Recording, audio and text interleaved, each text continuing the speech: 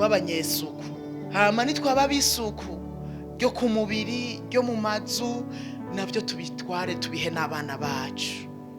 Ukari abana bakura bari umwanda ugasanga biteye ubwoba, bakura bari umwanda bazoza kutumara amaza muri kazoza, bazoryamika umugabo kwishuka indwi zibiri, ukwezi bagukubite kwishuka isigare yirabura yari yera, amashuka atabuze mu kabati, ubunebwe, umwanda. Twugira isuku ubwacu babiturabireko, ariko kandi nabo nyene tubigishe kugira isuku.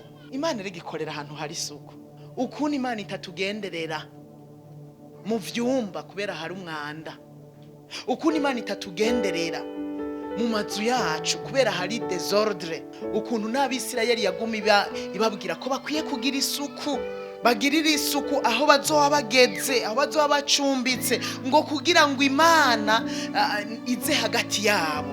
Rero tugira isuku kugira ngo Imana ibe hagati yacu, Imana ivugane natwe.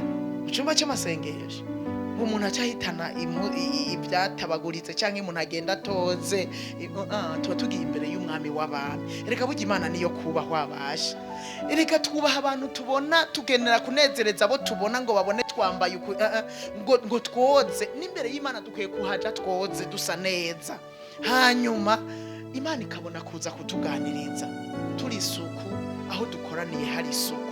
Burya mu nzu y'Imana nimba hari ahantu hari hakwiye kubahwa ni mu cyumba cy'amasengesho. Jengo ndakuvuga ukuntu tugira amatapi mu nzu, mugani tuyazane mu nzu y'Imana, amamokete akabusanga yuzuye amazu yacu. Nitwiyumvire yuko Imana ikeneye amamokete mu rusengero. Nimba hari ikintu cyo kinkora ku mutima nico, nyumvira itapi, icyumba cyanjye cy'amasengesho muhira no gitunga kitagiramwo, numva ndacubashe ndacuba nofuma mbura itapi yo muri salo, mugabo mu cyumba cy'amasengesho kabayo kubwo gusasira Imana, aho Imana iba, aho tuzobonanira n'Imana kubwo kumwubaha. Amazu yacu rero tukayashariza, mugaho tugenda kubonanira n'Imana tugasanga twahafashe minenego.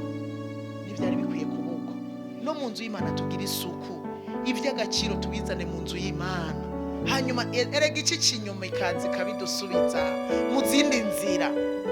Yesu ashimwe. Ikizi kabit kandi abamama nitwebwe bo kugira isuku mu nzu y'Imana. Nta mugabo azobona ngo ahantu harakenewe agatapi, nta mugabo azobona ivyo.